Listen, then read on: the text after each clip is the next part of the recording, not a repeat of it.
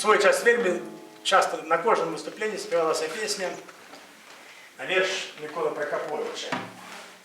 Такая она была. Просто проходит час, не ті пісні, які вельми любились і добре співалися, вони починають надокучатися. Але ось ця пісня, яка вельми довго співалася, в принципі, і зараз співається. Один поле герой,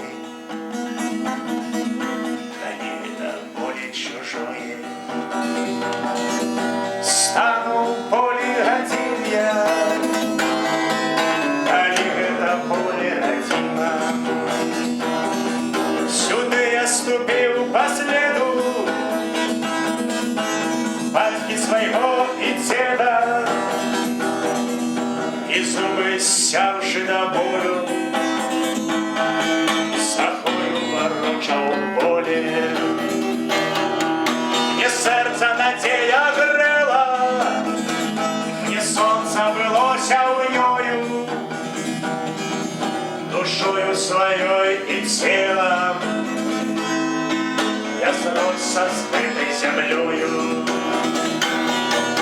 У неба просил я доли, у доли для песни слов, на тяжким народным поле не жито житьё зышло. А поле на частки кроят, ратуют чужинцы знов. И, кстати же, могутной строей ненавистная и любовь.